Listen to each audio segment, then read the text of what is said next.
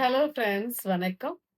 பொதுவா கணவன் மனைவி பிரச்சனைன்னு வரும்பொழுது, மனைவி நெறைய சில குறைகள்லாம் கணவன் மேல பொதுவா எல்லா மனைவிகளுமே வைக்கக்கூடிய பொதுவான குறைகள நான் கேட்டுட்டு இருக்கேன் இல்லையா? அதுல முதலாவதா இருக்கிறது, அவங்க பிறந்த குடும்பத்துக்கு எல்லாம் செய்றாரு. அக்கா தங்கைகளுக்கு செய்றாரு, அண்ணன் தம்பிங்களுக்கு செய்றாரு, அப்பா அம்மாவுக்கு இன்னும் செஞ்சுட்டே இருக்காரு.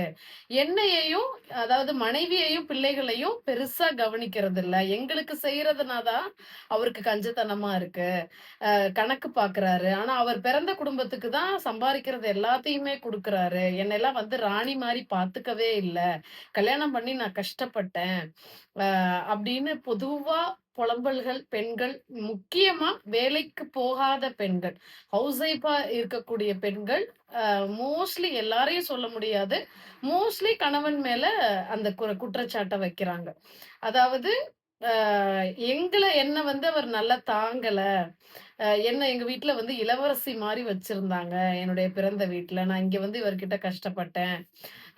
இவர் வந்து அவங்க பிறந்த வீட்ட பார்த்துக்கிட்ட மாதிரி, செலவு பண்ண மாதிரி, எனக்கும் என் பிள்ளைகளுக்கும் செலவு பண்ணல. இப்படின்ற புலம்பல்கள் கேட்கிறேன். முதலாவதா ஒரு ஆணுடைய திருமணத்துக்கு அப்புறம் அவனுடைய ஃபினான்ஷியல் ரெஸ்பான்சிபிலிட்டின்றது ரொம்ப ஹை ஆயிடுது.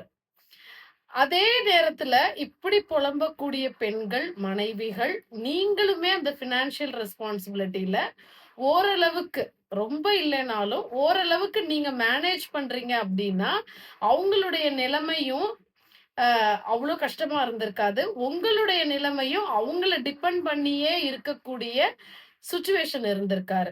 ஆனா, ஆஸ் அ ரெஸ்பான்சிபிலிட்டி ஒரு கணவனாவும் தன்னுடைய மனைவி குழந்தைகளையும் ஃபினான்ஷியல் ரெஸ்பான்சிபிள் பார்த்தாகணும். அதே சமயம் தன்னுடைய பிறந்த வீட்டு சொந்தங்கள், அதாவது தன்னுடைய கூட பிறந்த அண்ணன், தம்பி, அக்கா, தங்கைகள்ன்ற கடமைகளுக்கு செஞ்சாகணுன்ற ஒரு கல்ச்சர்ல தான் இந்த தமிழ்நாட்டு ஆண்கள் வாழ்ந்துட்டு இருக்காங்க. ஏன்னா, அக்கா தங்கைகளுக்கு நீ செஞ்சே ஆகணும்.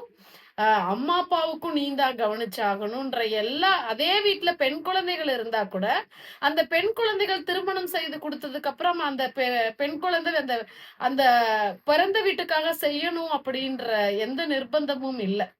அ ஆனா, ஆண் குழந்தைகள் எப்படி வளர்க்கப்படுறாங்கன்னா, நீ தான் எல்லா ஃபினான்ஷியல் ரெஸ்பான்சிபிலிட்டியும். நீ மனைவி, குழந்தைகள்னு போயிட்டாலும், எங்களுக்கு எல்லாமே செஞ்சாகணுன்ற ஒரு கடமை உணர்ச்சியோட தான் வளர்க்குறாங்க. ஆனா, இருக்குதோ, பாக்கெட்ல காசு இருக்குதோ, இல்லையோ, அந்த ஃபினான்ஷியல் ரெஸ்பான்சிபிலிட்டிய ஆண்களால விட்டுக் குடுக்க முடியல. தன்னுடைய அப்பா, அம்மாவுக்கு பண்றதும், தன்னுடைய அண்ணன், தம்பி, அக்கா, தங்கைகளுக்கு ஒரு பிரதரா செய்யக்கூடிய கடமைய செஞ்சுதான் ஆகும். அது நியாயமான விஷயம் தான். பட் அந்த பொறுப்புகள் பெண்களுக்கு இல்ல. ஆனா அது ஆண்களுக்கு விதிக்கப்பட்டிருக்கு. அது அவங்க செஞ்சுதான் ஆக வேண்டிய கடமை இருக்கு. சோ இத கொஞ்சம் மேலோட்டமா அந்த வீட்டு பெண்கள் கொஞ்சம் மெச்சூரிட்டியோட இது அவருடைய கடமைய அவர் செய்றாருன்னு பார்த்தா, இங்க பொசெசிவ் ஆகறதுக்கு வேலையே கிடையாது. எப்படி உங்களுக்கு திருமணமாகி உங்கள கவனிச்சுக்கிறது எந்த அளவுக்கு இம்பார்ட்டன்ஸோ 2 சைடுமே அவர் பேலன்ஸ் பண்ணணும்.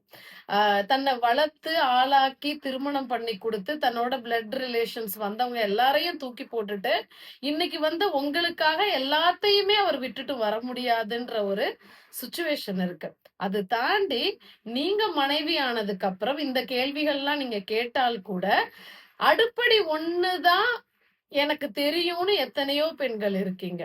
எத்தனையோ பெண்கள் படிச்சுட்டு கூட வேலைக்கு போறதுன்ற அந்த ஒரு திங்கிங்கோ, தாட் ப்ராசஸோ எதுவுமே இல்லாம, எனக்கு இது மட்டும் தான் தெரியும். நான் குடும்பத்த பார்க்குறேன்.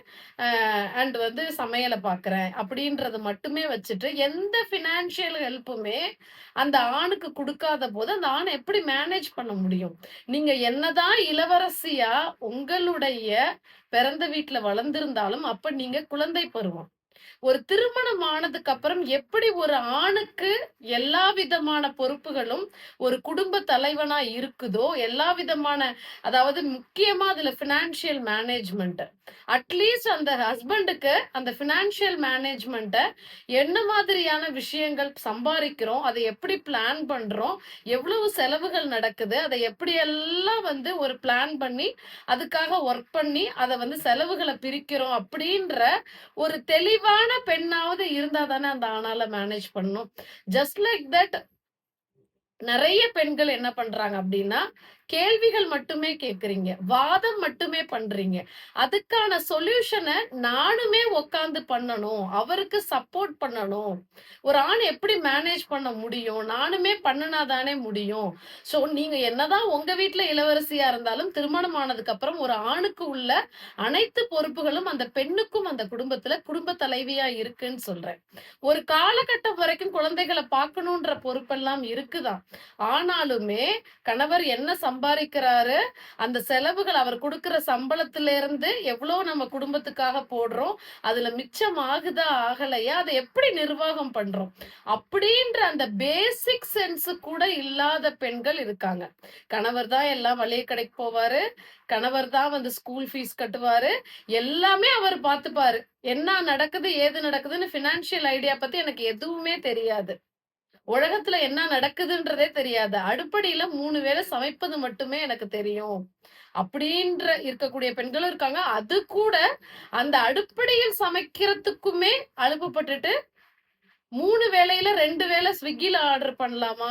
Zo Zomatoல ஆர்டர் பண்ணலாமா? ஆர்டர் பண்ணி சாப்பிடலாமா? இல்ல ஹோட்டலுக்கு போலாமா? இப்படின்னு அந்த அடுப்படி வேலைகளையும் சோம்பேறி படக்கூடிய பெண்களும் இன்னும் இருந்துட்டு தான் இருக்காங்க. நான் எல்லாரையும் சொல்லல இங்க.